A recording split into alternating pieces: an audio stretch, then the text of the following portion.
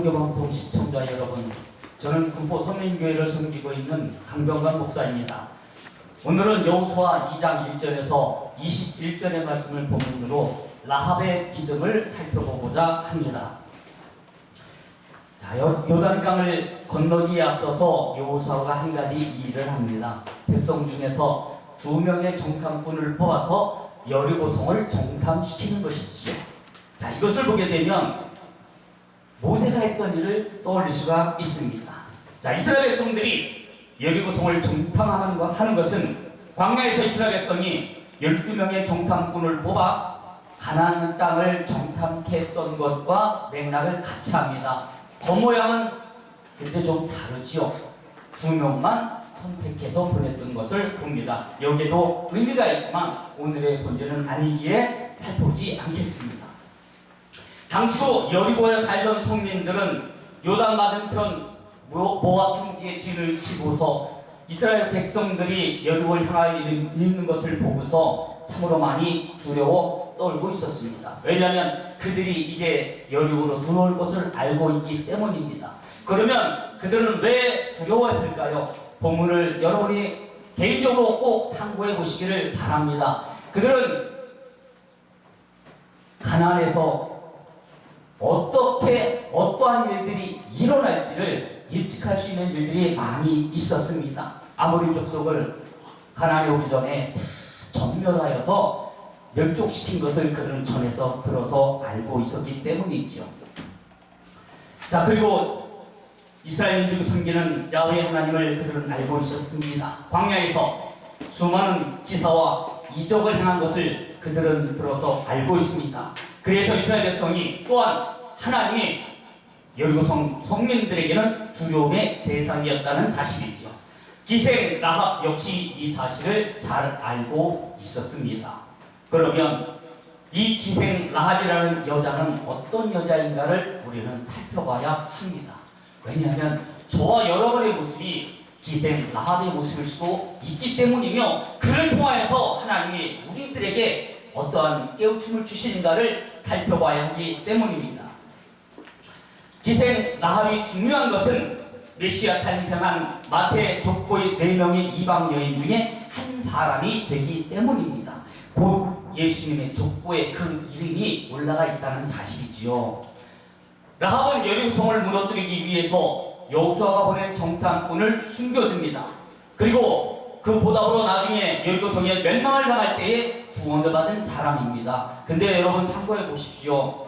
여호수아가 모세의 후계자인 여호수아가 정탐꾼 2명을 뽑았습니다.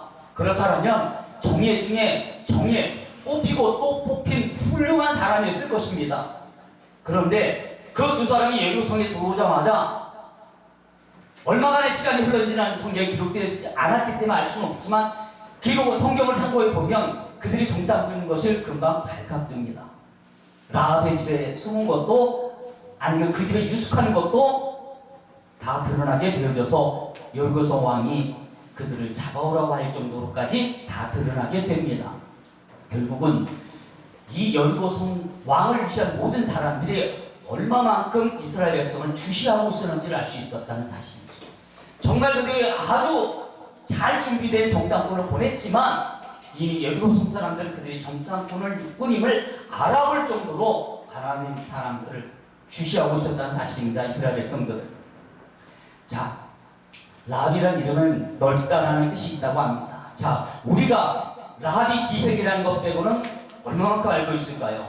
실제로 그것을 많이 알지 못하는 것을 봅니다. 라합은 여리고성의 주민이었습니다. 그럼에도 그는 자기 동족을, 자기 민족을 배반을 합니다. 비판받아야 될 대상이지만 우리는 그를 예수의 족보에 있다고 칭송을 합니다. 그러면 라합은 어찌하여 칭송받을 자리에 있을 수 있을까요? 이제 살펴보고자 합니다. 여리고라는 말은 종려의 성읍이라는 말입니다.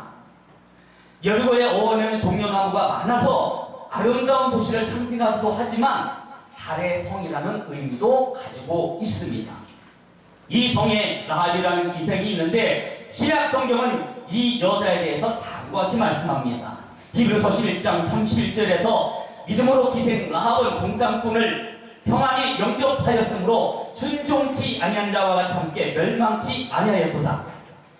야고보서 2장 25절에 또 이렇게 말씀합니다. 이와 같이 기생 라합이 사자를 접대하여 다른 길로 나가게 할 때에 행함으로 의롭다 하심을 받은 것이 아니냐. 자, 왜 이 두 가지 말씀이 매기고 연관이 있을까요? 히브리서는 그의 믿음을 강조하였고 야고보서는 그의 행함을 강조하였습니다. 이로 보건대 라합은 믿음과 행함을 겸비한 여자라는 사실입니다. 그러면 라합은 어떻게 이런 믿음을 갖게 되었으며 자기 동족을 버리면서까지라도 이스라엘로 귀화할 수 있었을까요? 자, 먼저 기생에 대해서 살펴봅니다. 우리가 아는 기생이란 유흥가에서 술을 파는 정도로 기억하고 생각할 수 있습니다. 그러나 당시 여리고성에서의 기생이 하는 일은 그런 것이 아니었습니다. 당시 가나안 사람들은 바알을 수신으로 섬겼고 라합은 그 신전에서 봉사하는 일을 하였습니다. 오늘날로 말하면 여목회자 정도 되겠죠. 여사제격으로서 바알신의 제사장들을 돕는 역할을 했습니다. 그렇기에 라합은 제사장들의 타락을 보았습니다. 제사장들의 부패를 보았습니다. 그들의 종교가 얼마나 헛된 것을 깊숙이까지 이 라합은 알고 있었다는 사실입니다. 그러면 라합은 진정한 신, 참신은 무엇일까? 그것을 분명히 찾고자 했을 것입니다. 왜냐하면 선한 주심을 가진 사람들은 그 선한 양심이 하나님을 찾아가는 것이라 또 하나님을 찾는다 성경이 말씀했기 때문이지요. 그리고 라합은 그의 행실로 보여준 격이 됩니다. 자기 동족이 숨겨낸 신의 헛됨을 알았습니다. 진정한 하나님, 진정한 신을 찾았던 여자였습니다. 자신이 믿는 이 신을 과감히 버릴 정도로 이스라엘 백성이 믿었던 하나님, 이스라엘 백성이 그들을 이끌면서 베풀었던 수많은 기사와 이적을 라합은 믿었다라는 사실입니다. 만나와 밀치라기로 먹이신 하나님, 쓴물을 달게 하신 하나님, 구름 기둥과 불 기둥으로 밤으로 낮으로 지켜주신 하나님, 삶의 일거수 일투족에 모두 다 개입하셔서 지키시고 보호하셨다는 사실을 라합은 들어서 알고 있는 것입니다. 라합뿐만이 아니라 여리고성에 거했던 모든 이들이 알았기에 이스라엘 백성을 두려워했고 하나님을 두려워했다 했습니다. 라합의 표현대로라면 간단히 녹는다라고 했습니다.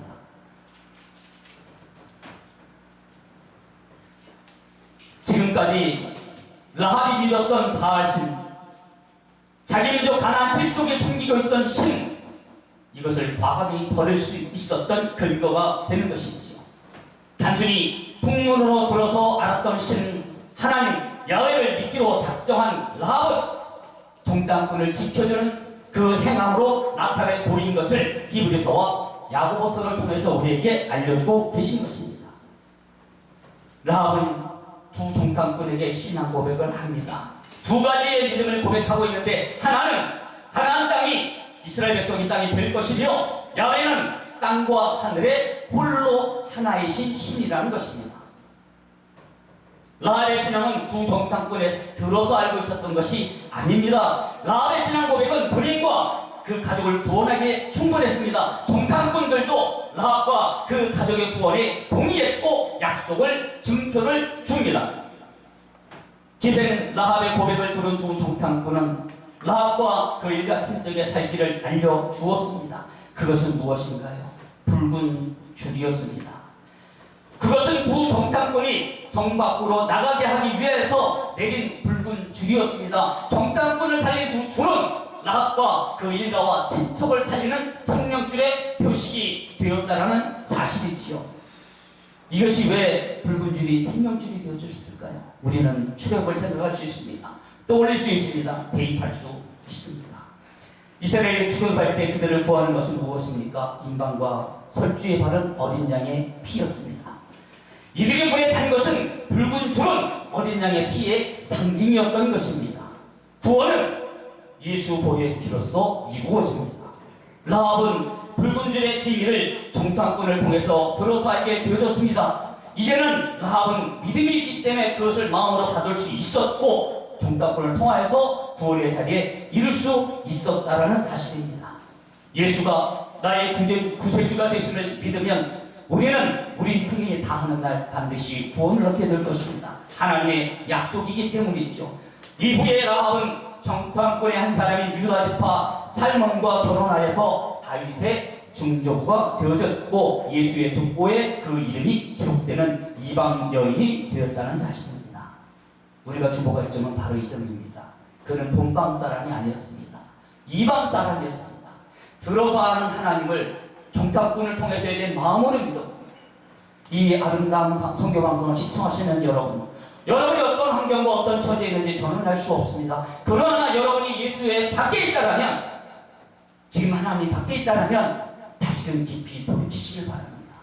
그리하여서 예수 안에서 들어오시길 바랍니다. 예수로 인하여서 구원의 자리가 분명히 있음을 기억하시기를 바랍니다.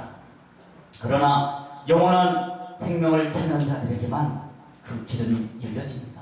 내 입술로 예수가 구세주 되심을 믿고 고백하시길 바랍니다. 그때 약속하신 성령이 여러분 마음에 인쳐주시고 하나님의 자녀된 보증으로 서주실 것입니다.